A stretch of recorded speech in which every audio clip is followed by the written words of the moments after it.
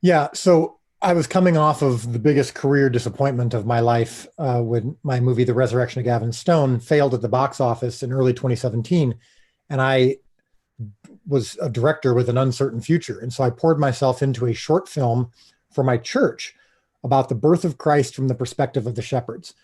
And it's something that I'd been wanting to do for a little while, and now I had time to do it. I was working for my church at the time, so I made this short film, shot it on my friend's farm, 20 minutes from me in Illinois here, and it was an 18-minute short, and it showed the lives of the shepherds that morning, and then as they kind of were trying to sell, they were trying to sell lambs for sacrifice in the marketplace, and then they went back to the fields that night and gathered around the campfire and telling jokes and kind of their interpersonal relationships, and then the angels appear. And so in that 18-minute short film, while I was making it, I thought, man, I feel like I am learning more and connecting more with the birth of Christ than any depiction that I've seen just in this 18 minutes, because we're telling that same story, but just from a different perspective.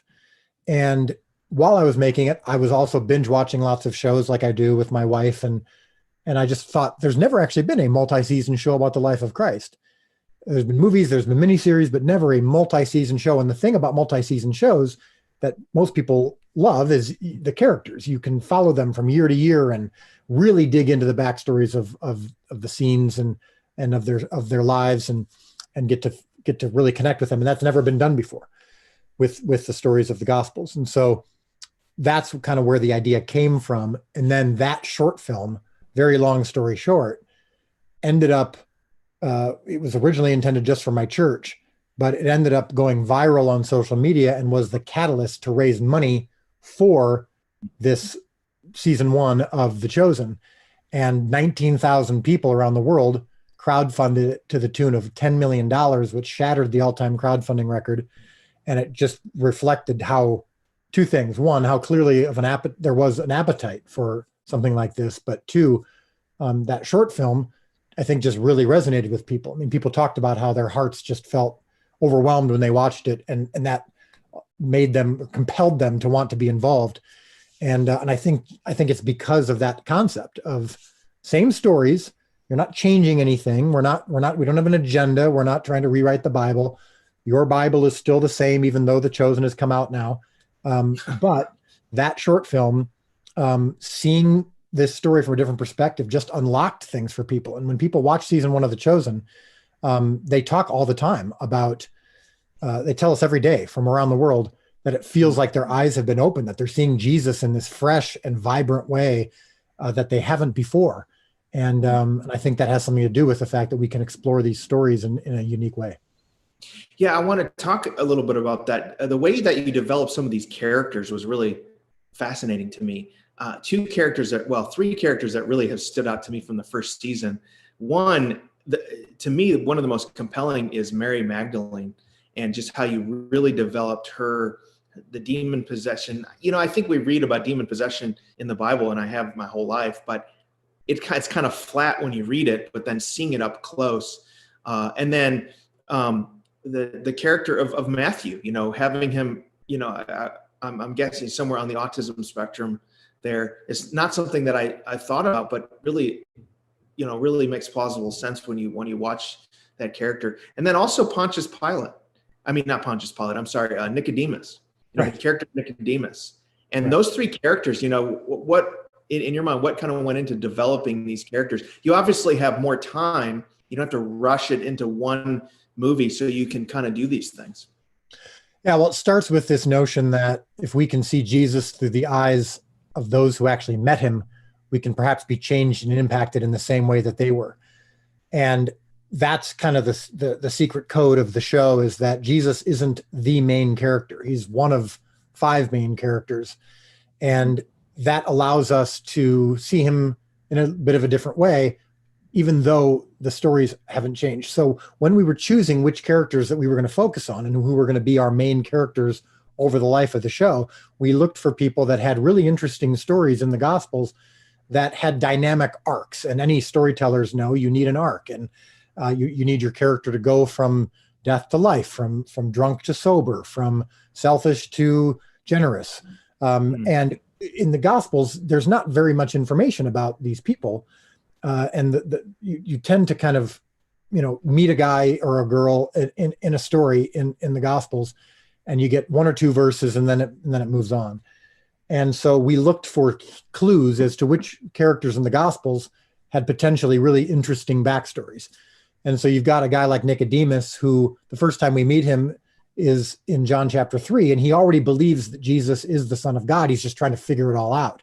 Well, what would cause a Pharisee, especially as Jesus calls him the teacher of teachers, to believe in Jesus when everyone or almost everyone in his orbit didn't, and actually thought he was a blasphemer? And so same with Matthew, where Jesus walks by Matthew's tax collector booth, says, "Follow me." Matthew drops everything and follows him. Well, what do we know about tax collectors? We know they were hated. We know that they were, hated by the Jews for being betrayers to their people and disrespected by the Romans for being Jewish. And so those things were really interesting. And then we decide, well, we'll take those great moments from Scripture that we know of, where they have this transformational moment. We'll work our way backwards so that we really earn that moment, and that you as the viewer can really identify with that person, so that when Jesus comes along, that it feels even that much more impactful. So Mary Magdalene, demon-possessed woman who became a follower of Jesus, obviously that's fascinating. Simon Peter is our other main character, who we know the most about, but there's a whole lot to unpack there, knowing especially that he was married.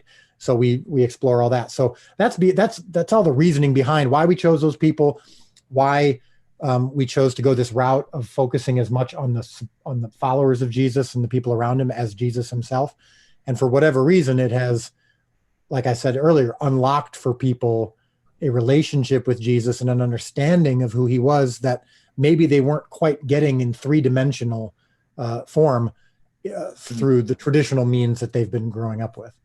Yeah, it's really well done. The character development, the acting, everything. So I really, again, want to highly recommend people to go watch The Chosen. You can see it on YouTube, and you can also do it on the Chosen app. I want to talk a little bit about the unique way in which you funded the movie. You talked about it being the most successful crowdfunding venture, but it's you have an interesting model, right, of straight crowdfunding, but also kind of a pay it forward model with paying for the next season. So explain how you came to that kind of idea and how this crowdfunding has worked for you. I know we have, NRB has quite a few filmmakers that are in our association that are, looking at The Chosen and saying, this really worked. What are things we can learn? Right. Well, I wish I could say it was my idea. I thought the crowdfunding model wouldn't work.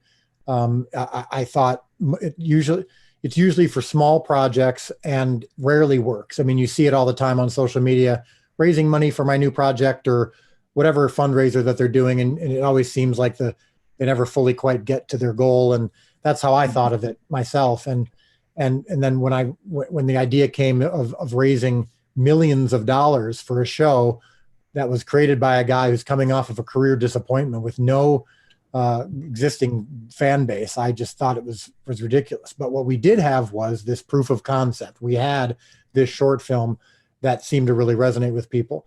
And I would say that when people have been asking me over the last couple of years, how do you do this? And wow, this really worked. Give us some pointers. And I go, make a short film that causes people to cry and God somehow speaks to their spirit. And I mean, people tell me all the time, I never do this, but God just really compelled me. I felt like I had to be involved. That's not me. I mean, the biggest lesson of this show and in my life over the last few years is it's not my job to feed the 5,000. It's only to provide the loaves and fish. So I have not been responsible for the growth of this project.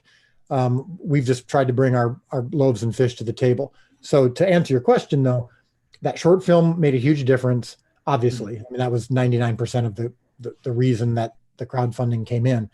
Well, then there was this idea of pay it forward, which came from the fact that when we first launched the show, it was online and you had to pay $30 to watch all of season one.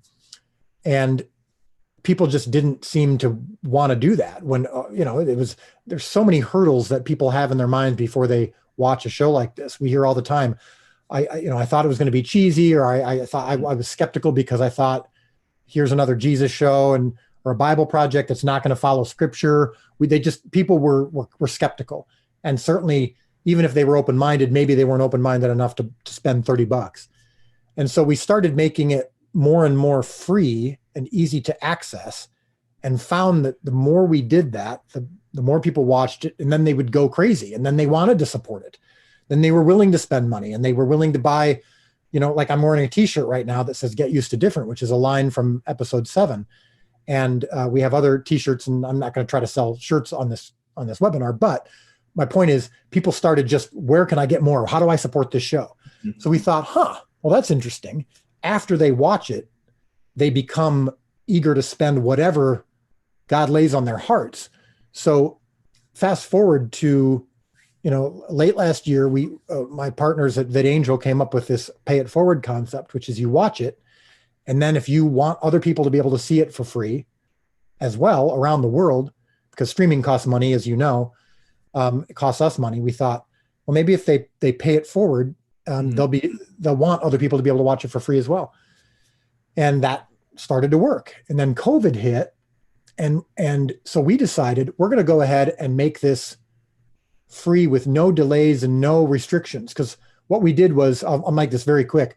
We had this pay it forward model where you would eventually, especially if you were in another country, you would get to an episode where there just weren't enough free streams available. So we would put up this kind of roadblock and say, listen, there's a limited number of free streams available. We can't make this free for everybody around the world because we would just lose too much money. And so you may have to wait a couple hours. And we lifted all of those restrictions when COVID hit. We just said, look, we're going to take a financial hit. This is the right thing to do. People are stuck in their homes. People are struggling to find work. Let's just make it totally free, restriction free, all 8 episodes for like 3 weeks, and we did that, and our income doubled. And amazing. We thought, well, that's really cool. And then we did this live stream over 8 episodes on YouTube. So every night we just showed the episode for free. And I did an intro, and I would talk about, I would talk about the pay it forward. I would talk about the need that we have to raise money for future seasons. And when we did those 8 live streams free online on YouTube, we quadrupled our income. Wow. The more we gave it away, the more, and this is God's math, this is God's impossible math. And we've been getting used to different, is the more free, the more accessible, the more easy we made it for people to watch it, the more income that came in for future episodes and seasons. And we're now a year ahead of schedule where we thought we would be in terms of fundraising. And so it's been extraordinary. So I can't give you sound business advice on it because it doesn't make a whole lot of sense. Yeah. Well, it is an interesting concept because, we were that same way as a family. Once we watched the show, we were like, this is so good. We want other people to see it. So after you've experienced it, it's not a hard step to say, okay, let's donate some money so that other people can see it, and that concept. And I'm glad you mentioned about you kind of pivoted once the coronavirus hit. And it seems to me that, as you said, that kind of really raised the profile of the show even. And I was seeing in a lot of places that I am online and other places that don't normally talk about Christian films, or suddenly people popping up saying, hey, have you seen The Chosen? Man, this is good. Even people saying that are a little jaded about Christian TV and stuff, saying, I don't normally watch, all the caveats. I don't normally watch this stuff, but this is really good. And it just seems like during the coronavirus time, people had time, and that kind of supercharged a little bit the profile, did it not? Yeah. Well, I think that's always the case. Is I think any great move of Christ is always preceded by chaos or darkness in some way. So that had something to do with it. I think there's a spiritual element to it, but I think also strictly from a practical level, my cast and crew started telling me, we're now starting to get the text, finally starting to watch your show, finally start your show. When it had been a year, getting people to commit to an 8 episode season is sometimes hard. I'm sure you've had this too, where someone says, you got to watch this show. So you go, okay, great. You put it on your queue on Netflix or Amazon Prime or whatever, and Yeah. you'll eventually get to it. Well, we had it doubly hard because not only were people saying, watch this show. It's not a movie that you can watch in one night. It's an 8-episode show. It's a Jesus show. It's like, oh, that might be cheesy, or who knows if I can trust it. And it's not on Netflix, Amazon Prime, Hulu, or any of the ones that you already have. It's There's on more its own. there. Yeah, it's on its own app. So we had to convince people, no, the app is actually really cool. And that's what's great about this project. Again, get used to different, which is the app itself is unprecedented technology. You can go to the App Store. It's totally free. You look up The Chosen. We're easy to find. You download it to your phone. And VidAngel created technology that allows you to stream it directly to your streaming device, Roku, Apple TV, Fire Stick, Chromecast, HDMI cable, if whatever. And you can watch all 8 episodes on your TV without a subscription, without paying anything. You don't need Netflix. You don't need Amazon Prime. I mean, it is actually far less restrictive than people even might think, but it is something new. So it just took time for people to kind of grasp that concept. Now we're at the point where the word of mouth is spreading so intensely, and people are now hearing about it in various circles. They're going, okay, I got to check this. How do I do this again? And then they find, wow, it's actually in 90 seconds, I can be watching the show and I don't have to pay a dime or subscribe to anything. So that's been, we had it took a lot of time, took a lot of experimenting, which is how I know all businesses run. But it feels like we've gotten to the point where all the work we did on the front end to make it as easy as possible is paying off, and people are doing whatever it takes to see it. We got a couple more minutes with Dallas Jenkins here. I wanted to talk a little bit about just your experience as a filmmaker, and what advice you have for, I don't know if I want to use the word Christian filmmaker, because there are some who make films for the Christian market, and then some filmmakers who are Christian who make films, however you want to divide that. But, what advice do you have overall for people getting into this field? Well, I think more than anything else, I mean, I can't in the next 3 minutes, of course, give a single word that's going to make you a better filmmaker, but I can tell you what will make you a better person, or at least a more humbled, surrendered person, which is how God best uses you, which is, it's not your job to feed the 5,000. It's only to provide the loaves and fish. Now let's take that to a practical level, because I know it's a spiritual concept. But your job is to make the best bread and provide the best fish that you can, so that when you present them to God, as the boy in the story of the feeding of the 5,000 did, and God deems it worthy enough to take, that's where your transaction ends.